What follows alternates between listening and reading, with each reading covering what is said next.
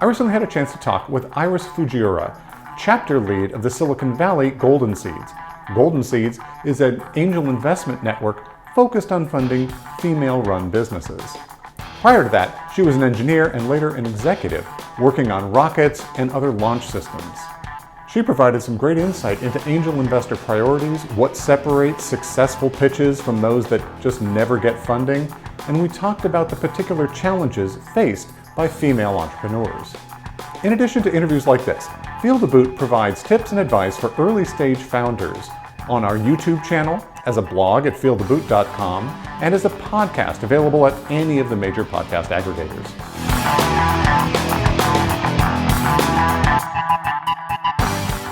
Hi, Iris Fujiura. Welcome to Feel the Boot. Well, thank you. Really appreciate you taking the time to talk with us. Now, I know you have a really interesting background, so before we get into sort of entrepreneurialism and angel investing, tell me a little bit about yourself. Well, I actually came to angel investing fairly late in life. I spent a career in aerospace. I graduated college as an engineer, and I started in 1983. I started at Vandenberg Air Force Base, California, as an instrumentation engineer for the Titan rocket launch team. And so I got to, from my very first job, I got to be part of a rocket launch team. And it was fun, amazing, hard work. It was great. That sounds. I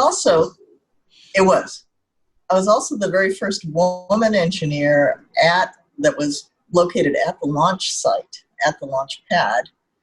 And I have to say that it was great because I ended up with a bunch of male and mostly white male mentors who really looked out for me as a young engineer. And I learned so much from people who were actually around in the early days of rocketry. That's great. I imagine you get a lot of the rocket science, or as I like to say, rocket surgeon. Oh yeah, I get that. It's not rocket science. It's kind of like, well, it's rocket science isn't that hard anymore. So, but I spent over 30 years in aerospace, and I actually worked on a joint venture with the Russians, marketing and integrating commercial satellite launches on Russian Proton rockets. So I spent some time in Baikonur, Kazakhstan, where the very first Sputnik was launched. Oh, neat. And I retired in 2017 as a VP programs, and I was in charge of some commercial satellite systems for the government, delivering to the government. Okay. I've done some work with the government. I always like those vague for the government descriptions. Oh, I could tell you about the satellite systems because they're unclassified, and I'm pretty proud of them. One of them, did you ever watch a movie or read the book called Lone Survivor? It was about a SEAL team in Afghanistan where... Yeah. Okay. I don't know if you recall, but there's a point in time where they have to use an unsecure phone because they were unable to make link with their secure satellite phone. Mm. One of our systems that we were able to deliver to the Navy a few years ago, I'm going to say probably 4 or 5 years ago, was called the Mobile User Objective System, and I was able to be part of that team and be part of the final deliveries of that system. And that system is providing much better SATCOMs for our military now. It's super rewarding to have those kind of things where you're having serious impact for your customers, and it really makes a difference. So how did you go from that to angel investing? So I retired in 2017, and like most retired people, of course, I went, okay, I'm going to relax and I'm not going to do anything for a while. And I was really fairly occupied with just kind of de-stressing because it was a fairly a stressful job that I had. But I had gone to MIT. I had taken a year off and gone to MIT and gotten my MBA in 2009, in a program called the Sloan Fellows Program for Innovation and Global Leadership. And as part of that, then I became an MIT alum. And MIT, of course, is one of those things that all engineers think of as Mecca. So right. I was really happy to have been able to do that. So through my MIT alum network, I got the invitation to attend an evening event about entrepreneurship, about angel investing. And it ended up being a joint presentation and networking and mentoring event with MIT and this organization called Golden Seeds. And I met with a number of young entrepreneurs from MIT and seasoned investors from Golden Seeds. And there was a lot of on-the-fly mentoring and discussions. And I thought, wow, this is a really neat thing to be able to do and to keep my mind active and also to be able to continue to make an impact. Well, and you certainly dove in with both feet, because now you've got a significant role at Golden Seeds. Yeah, so I joined Golden Seeds in 2018, and they immediately tapped me up. It's a volunteer organization, so it's angel groups are, they're loosely affiliated organizations, and so they immediately tapped me to become the deal flow lead. And I said, well, I can probably do that as long as, I have some mentoring and such, because I can do critical thinking. If somebody comes along and they're presenting a case, I was used to doing critical thinking and also managing large sums of money as a program manager. So I felt like I had a pretty good handle on being able to evaluate where we're going, although I didn't know the specifics of how smaller startup companies worked. So I started out as deal flow lead, and then the then chapter lead said, I only agreed to do this for a year. My husband's getting ready to retire, and I want to take some time off. And at the start of 2019, she said, well, I'm done. Who wants to be the lead? And we looked around at the leadership team, and everybody else was like, not me. I've got they're sitting on boards of directors, and they're working on boards, and they're working on other things. They've got a lot of charities going on. And I said, well, I could probably do this. I've got some time and I can take it on. And that's how I ended up becoming the chapter lead after only 2 years as an angel investor. That's fantastic. It is funny with volunteer organizations is that the way you get into leadership is failing to step backwards fast enough. I didn't say it, but that's exactly what it was. I am just ending my year as president of Healdsburg Sunrise Rotary, so I'm extremely familiar with this. Yeah. So what is Golden Seeds all about? Because I know you've got a focus. Oh yeah, and that's one of the reasons why I'm really happy about it, and actually I love doing what we're doing. So Golden Seeds was formed 15 years ago when 3 women who worked in, I believe, Wall Street at the time in New York looked around and said, it's amazing. At that time, I think maybe 23% of women of new startups were being started by women, but only 2 to 3% were getting any sort of angel investment. And they looked around, they said, one of the things that we're going to need to do is create an investor class that invests in women. And so 15 years ago, before everybody else got the word, Golden Seed started with a focus on investing in women. And the whole idea is diversity adds to a better bottom line. When you get a lot of different ways of thinking, you always end up with a better bottom line. And now I think, the rest of corporate America is starting to understand that. I recall when I was in corporate America, we had that focus too. But 15 years ago, this organization, I think, was, if not the first, at least one of very, very few that were focused specifically in investing in women-led companies and educating investors, angel investors. Yeah, clearly 15 years ago, that was way ahead of the curve compared to most organizations. And unfortunately, still, obviously, so much work to do when you look at the ratios of investment. Well, so now, okay, now, and I'm thinking the stats are as of end of 2018 or 2019, maybe, end of 2018. But now, the class of women investors is 20 to 23%. And guess what? Angel investment in women-led companies is roughly 20 to 23%. But at the next level of VC investment, where you need your larger rounds, it's still 2 to 3%. And it only increases if there's a woman in the VC company, the venture capital company. It's shocking, actually. It's very difficult. And women-led companies get less money. Yeah, I mean, it's hard to point out any one individual as saying this is because of that, but the pattern is pretty unmistakable. Well, it's unconscious bias, right? Because you look at it and you say, I know that I'm competent and I was able to execute. So if I look at somebody like me, and I invest in them, then clearly they'll do well. That's right.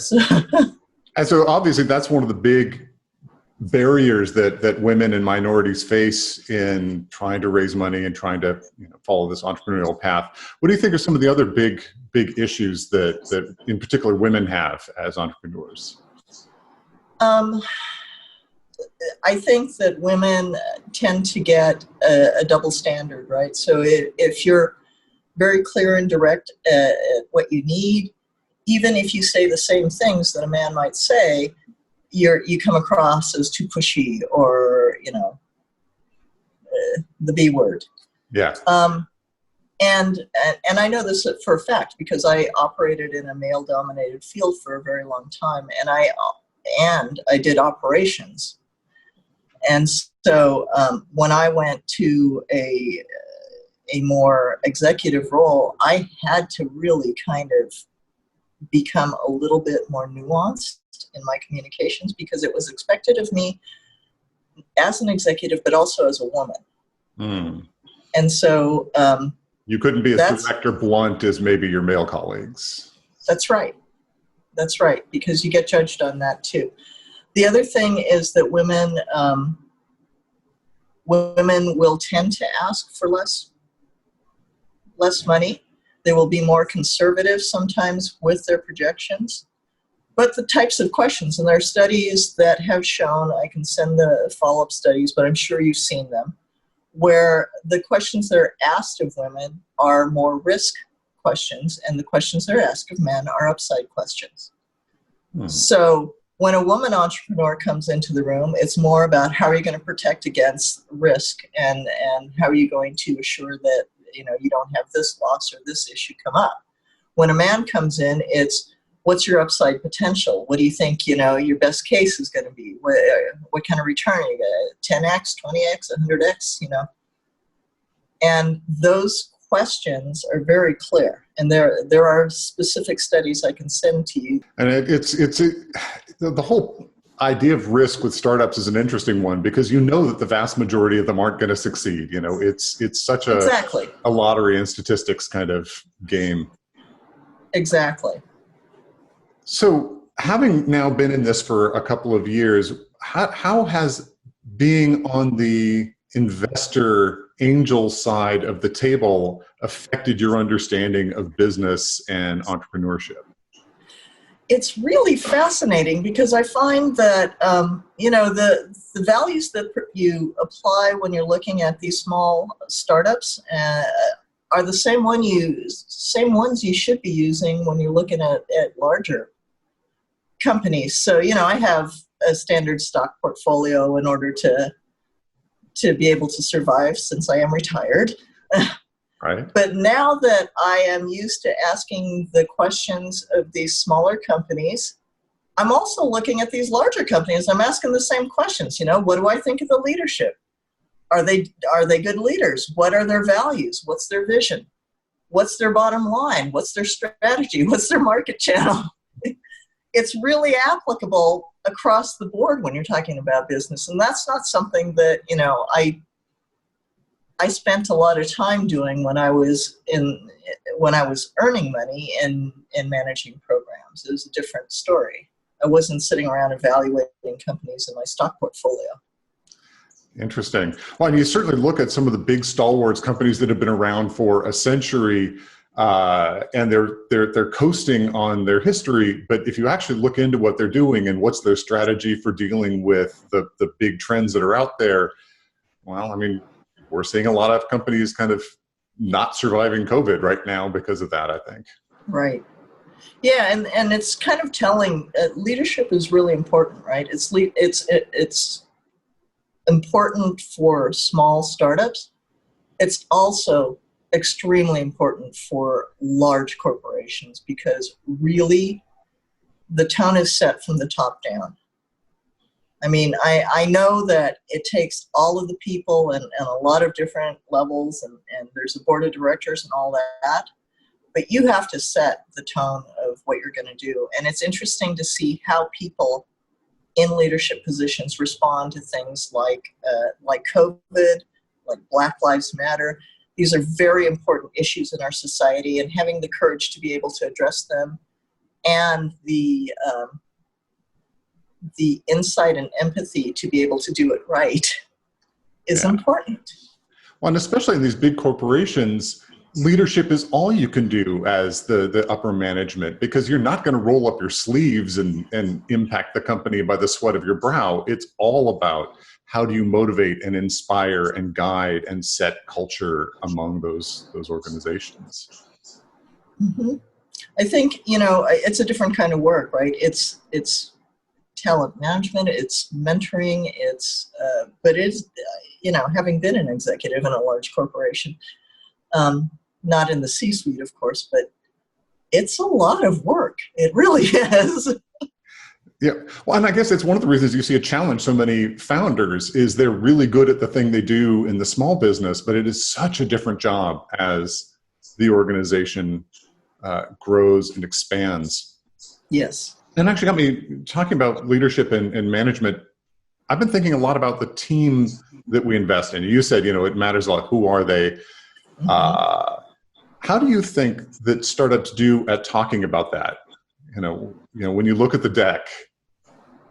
I think that we oftentimes have to encourage them to do that, especially ones that are very early in raising. One of the things that I oftentimes mentor CEOs in order to help them understand the broader picture. And one of the things I tell them, it's at least 50% looking at you and your team to determine whether or not you can execute. You might have the best idea in the world, but if you don't have follow through or the grit to stick with it when things get just hard and you're crawling over glass, you're not going to make it. Yeah. And it is going to get hard and you will crawl over glass. Right? That's not an optional part of this. Yes. Yeah. I certainly remember that from my entrepreneurial days. So I'm curious, what, from your perspective, separates the companies that come to Golden Seeds and get an investment from the ones that don't? Well, I think it is good leadership. It's an execution team that is complete, or if they're not complete, they're aware of what they don't know, and have surrounded themselves with good advisors or board that will be able to fill in those gaps. They're coachable. They're also committed. They understand clearly what it is their vision is and what they're going to execute and deliver. And then a good idea, right? It's got to be a company that fills a real need, doesn't have a huge amount of competition in the space that they're looking at. They're solving a problem in a different way. They've looked very carefully at their market, and they have a entry strategy, and they're focused on it. They're not looking at 100 different things and saying, well, we're going to pursue all of them, because of course you have limited resources, and that's the thing. You have to prioritize. They've got a good financial idea, and this it comes back to that whole thing about women tend to be more conservative. A lot of times the advice I have to give them is, look, like when I was running programs, right? You do a best case, a worst case, and a most likely. That way you've bounded it, and you know what the levers are on your forecast. If things turn out differently, then you'll also know where you are within that channel, right? But at least, and we as investors, we have a maxim that says, we know that your financial forecast is going to be wrong. We just want to see what your assumptions were going into it and how you thought about it, and whether or not you considered all of your levers. That's really the key, right? So, the people that we invest in, they have good financials. They've got a clear idea of how they're going to enter the market. They've got a good team. They've got a good exit strategy, because the other part of it is, we not oftentimes, but we see companies where I'll look at it and I'll go, you know what, your company is going to do well, and I think that you're going to make money, but angel investors are not going to make money. So you might want to look at a different source of funding. Right. There's so many really good companies, startups, and entrepreneurs that just don't fit with the angel or VC investment model. It's right. You're going to have to scale quite a bit for us to be able to get any amount of money back out. Right. And, sort of like 20x is kind of my threshold. If you can't hit 20 times, even after dilution, just the math doesn't work because of the time and the failure rate. Yeah. It's a hard reality. And I will say one more thing, that Golden Seeds, it has to be a woman-led company. So that means a woman in the C-suite with at least 10% equity. But the other part of it is that hand in hand with the mission that we have with Golden Seeds, if it's an impact company that actually is going to do something societally, they tend to also get more traction than a strictly commercial vision. I've seen exactly the same thing, that the companies that have a good business model, they're good chance of making money, good chance of returning, but are also doing something positive in the world, far more likely to people invest in it, because I don't know, it feels really good. I've invested in some medical device startups, and I know that's a big piece of why I invested there, because I don't know anything about medical devices. Right, exactly. Expertise. I'm interested that one of the first things you said when you were talking about it was sort of coachability and knowing where your weaknesses are, and humility. And I just recently sort of surveyed a bunch of angels to ask them what they look for. I was amazed how often that came up. And it's an interesting balancing act between having passion and vision and confidence and being flexible and coachable and humble. Right. Yeah, I think, in my estimation, you definitely have to have that belief in your idea and your company, but also be open to advice. You don't have to take everybody's advice, but certainly you're going to miss a lot if you're not open to hearing it. That's so true. Yeah, it always drives me crazy when I give someone advice and they try to argue with me. I'm like, no, just take it in. I won't be offended if you don't do it, but don't. Right. Exactly. We're not in contest here. So is there something that you tell startups, because you coach a lot of them, is there some piece or couple of pieces of advice or coaching that comes up over and over? I'm going to say no, because, we see them at all stages, right? We do office hours as kind of a give back to the ecosystem. So we'll see people who come in that just have an idea. What should I do next? Or we'll see people who have very specific needs, like, do you know a good IP lawyer? or I'd like to present my deck. Can you give me feedback on it? And so that runs the gamut.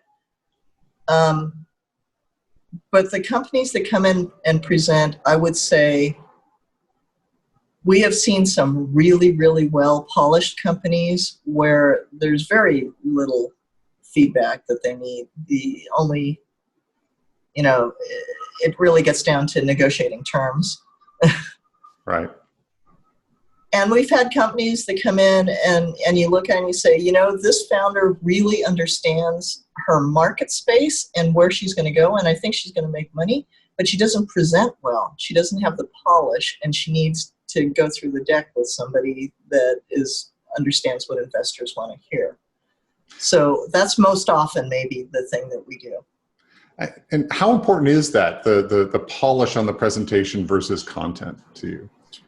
I think it's pretty important in my estimation, and the reason why is you oftentimes don't have enough time to get to your point. If you don't do it succinctly and understand and do it from the point of view of the receiver rather than the giver, then you're not going to get across your message in the amount of time that you have, and that's a door shutting before you even have a chance to show your stuff. Yeah, absolutely.